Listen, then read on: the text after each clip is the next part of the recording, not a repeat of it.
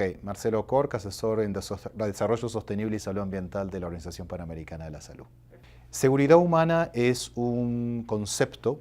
que empezó a originarse en los años 90 debido a la agenda, en parte diferentes agendas, como la agenda, se veía que venía muy fuerte la agenda de desarrollo sostenible, diferentes agendas de paz que estaba relacionada con conflictos violentos. Eso llevó a todo un proceso en el sistema de Naciones Unidas de entender que la seguridad en sí misma no es solo un tema del Estado, sino un tema de la gente. Y querían ver cómo el tema del Estado y el tema de la gente podía unirse en algo mucho más integral, mucho más integrador, que era, y se le llamó el tema de seguridad humana. Eso estuvo muy asociado también con las metas de desarrollo del milenio del año 2000, en el cual los diferentes objetivos iban más al tema del desarrollo. Pero, ¿en qué se querían diferenciar el tema del desarrollo al tema de seguridad humana? Y eso es, creo que, una de las fases más críticas. El tema de desarrollo va guiado mucho al tema del crecimiento, mientras que el tema de seguridad humana va guiado hacia el punto de cuáles son las situaciones y temas mínimos que nosotros debemos de tomar en consideración para saber que una población es segura. Eso es un poco diferente al tema de desarrollo, que se guía mucho más hacia el tema del crecimiento, y este es a las condiciones mínimas. ¿Cuáles son las condiciones mínimas en diferentes seguridades? Es por eso que de ahí salió que seguridad no es solamente la seguridad política o una seguridad militar en el cual necesitamos más un mecanismo de defensa, sino que estamos más bien hablando de todo un sistema complejo social que se pueden ver diferentes tipos de seguridades. Claro, indiscutiblemente la pobreza es uno de los grandes componentes. Si vemos cómo el concepto de seguridad humana fue creado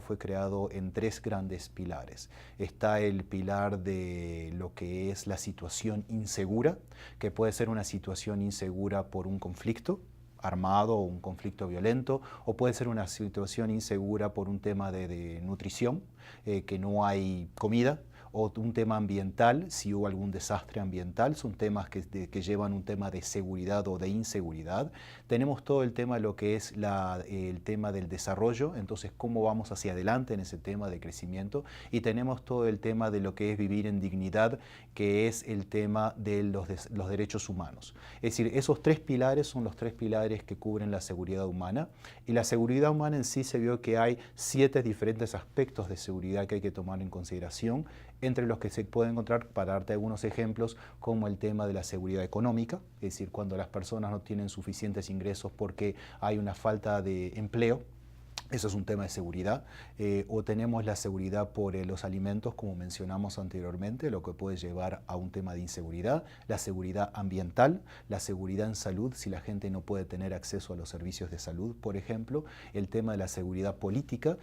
por ejemplo, en los casos donde se vive bajo un sistema de dictaduras, en un sistema de seguridad política. Está el tema de la seguridad personal, está el tema de la seguridad comunitaria, como por ejemplo los temas religiosos o los temas étnicos o los temas culturales, entran dentro de la seguridad comunitaria. Entonces, como puedes ver, está muy relacionado a todas las cosas, y lo más interesante y a su vez necesario de tener una visión es el hecho de que generalmente cuando a veces en una comunidad o en un lugar, sea que sea, empezamos por un tema de inseguridad, puede ser político, puede ser violencia o puede ser alimentación, eso va a estar siempre asociado con algún otro tema de inseguridad. Una sola inseguridad no es casi sola, única, como por ejemplo un tema de empleo va a estar probablemente hablando. Si no hay empleo y es un tema de seguridad económica, va a estar asociado con un tema de que la gente puede tener hambre porque no tiene tampoco entonces dinero para comprar los alimentos. Entonces vas a estar asociado con una seguridad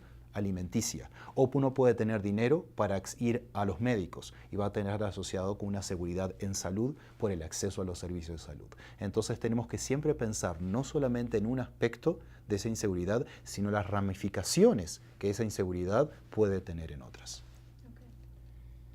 Algunas de las características que hacen las fronteras desafiantes, se podría decir así, es el hecho de que muchas veces estamos hablando de fronteras entre dos países en las cuales tienen un sistema político diferente, en algunos casos tienen un sistemas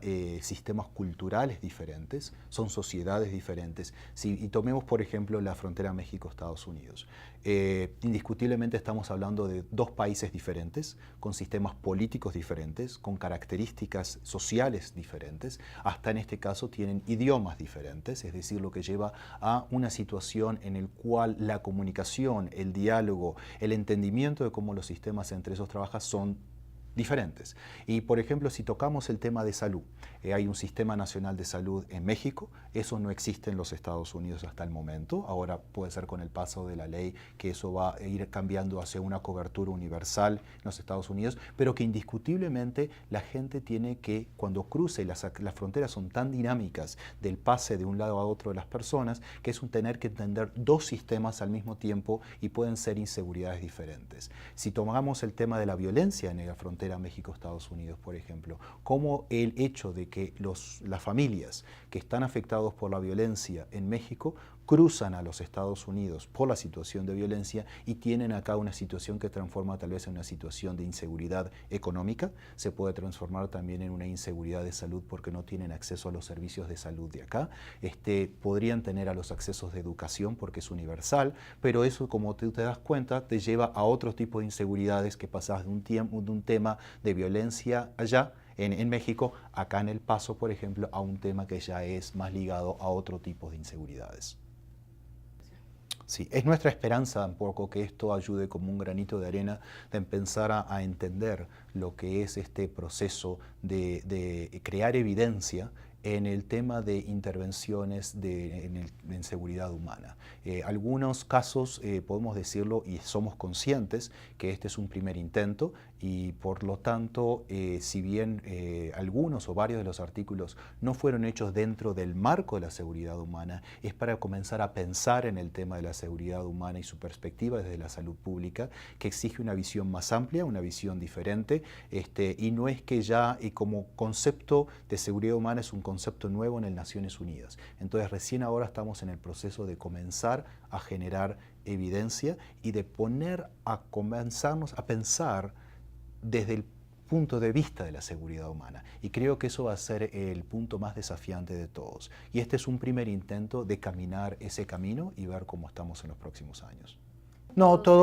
no, sector, exacto, es decir, en definitiva todos sectores porque la seguridad humana es un tema intersectorial, es un tema de liderazgo, entonces de esta forma estamos como diciendo cómo nos tendríamos que ir hacia adelante como comunidades, como pueblos, es decir, bajo un liderazgo en entender que no podemos hacer subdivisiones y ver un solo temita de algo particular, sino que es parte de algo integral, de algo intersectorial y que tendríamos que verlo en sus diferentes aspectos. Sí, yo creo que eso se podría contestar de esta forma. Indiscutiblemente que vamos a decir cuál es el escenario ideal del trabajo en seguridad humana. El escenario ideal es aquel en el cual tenemos un gran liderazgo por parte de la autoridad local o estatal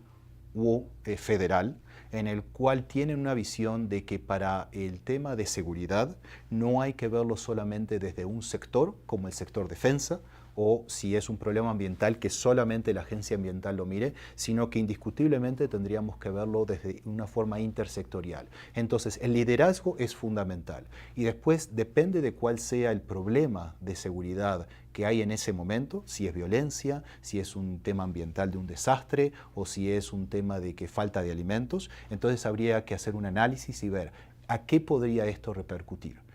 Por ejemplo, el tema de violencia, ¿a qué puede repercutir? Como lo mencionamos anteriormente, el tema de violencia lo estamos viendo ahora en centros comunitarios, por ejemplo, en Ciudad Juárez. Un ejemplo clave es que si bien nosotros estamos tratando de